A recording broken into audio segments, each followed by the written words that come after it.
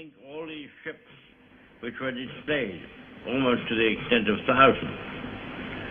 Could there have been an objective of greater military importance and significance?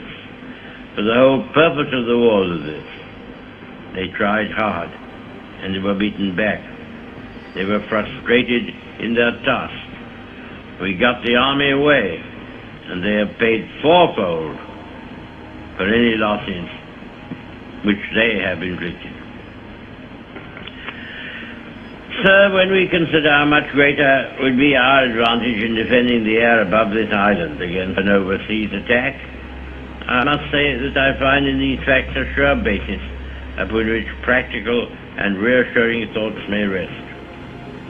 I will pay my tribute to these young airmen. The great French army was very largely, for the time being, cast back and disturbed by the onrush of a few thousands of armored vehicles. May it not also be that the cause of civilization itself will be defended by the skill and devotion of a few thousand airmen? There never has been, I suppose, in all the world, in all the history of war, such an opportunity for use. The Knights of the Round Table, the Crusaders, all fall back into the past, not only distant, but prosaic. These young men going forth every morn to guard their native land and all that we stand for, holding in their hands these instruments of colossal and shattering power, of whom it may be said that every morn brought forth a noble chance, and every chance brought forth a noble night, deserve our gratitude, yes, to all the brave men, in so many ways and on so many occasions, are ready and continue ready to give life and all for their native land. Nevertheless, our thankfulness at the escape of our army and so many men whose loved ones have passed through an agonizing week must not blind us to the fact that what happened in France and Belgium is a colossal military disaster. The French army has been weakened, the Belgian army has been lost, a large part of those fortified lines upon which so much faith had been reposed is gone. Many valuable mining districts and factories have passed into the enemy's possession. The whole of the Channel ports are in his hands, with all the tragic consequences that follow from that. And we must expect another blow to be struck, almost immediately, at us or at France. We are told, sir, that Herr Hitler has a plan for invading the British Isles. This has often been thought of before.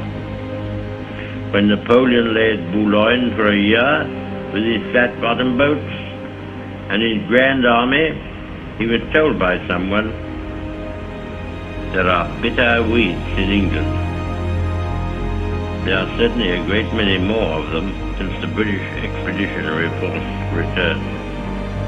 Sir, I have myself full confidence that if all do their duty, if nothing is neglected, and if the best arrangements are made, as they are being made, we shall prove ourselves once more able to defend our island home, to ride out the storm of war, and to outlive the menace of tyranny, if necessary for years, if necessary alone.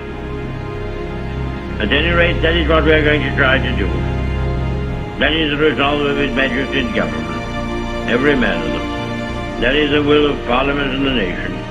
The British Empire and the French Republic, linked together in their cause and in their need, will defend to the death their native soil, aiding each other like good comrades to the utmost of their strength. We shall go on to the end. We shall fight in France. We shall fight on the seas and oceans. We shall fight with growing confidence and growing strength in the air.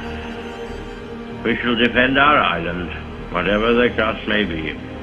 We shall fight on the beaches. We shall fight on the landing grounds. We shall fight in the fields and in the streets. We shall fight in the hills. We shall never surrender.